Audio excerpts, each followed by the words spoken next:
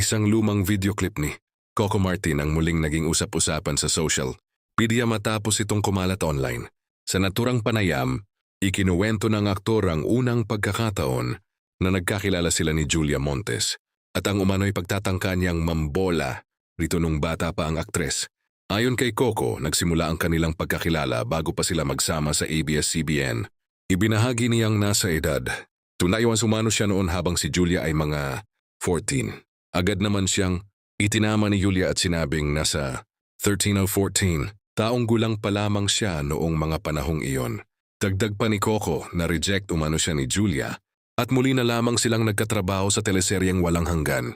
Dahil sa muling paglabas ng naturang video, bumuhos ang batikos mula sa ilang netizens. May mga tumawag kay Coco na groomer at nagsabing hindi umano dapat ikinukwento ng may halong biro ang ganitong klaseng karanasan.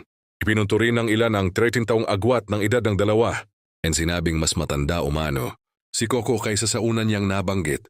Marami ring social media users ang nagpahayag ng pagkadismaya at nagsabing hindi nila nakita bilang romantiko ang kwento. Para sa kanila, hindi umano angkop na gawing nakakatawang. Alaala ang isang sitwasyong kinasasangkutan ng isang menor de edad.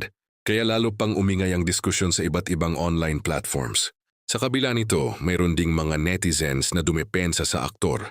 Ayon sa kanila, mahalagang isaalang-alang ang buong konteksto ng panayam. So huwag basta magbigay ng mabibigat na paratang batay. Lamang sa isang maikling video clip, iginiit din ng ilan na walang ebidensyang naging magkasintahan sina Coco at Julia nung menor de edad pa ang aktres. Hanggang sa kasalukuyan, wala pang inilalabas na opisyal na pahayag sina Coco Martin at Julia Montes kaugnay sa muling pag-viral ng naturang video. Samantala, patuloy namang nahahati ang opinyon ng publiko kung saan may nananatiling kritikal habang ang iba ay nananawagang hintayin at unawain ang buong konteksto ng kwento bago humusga.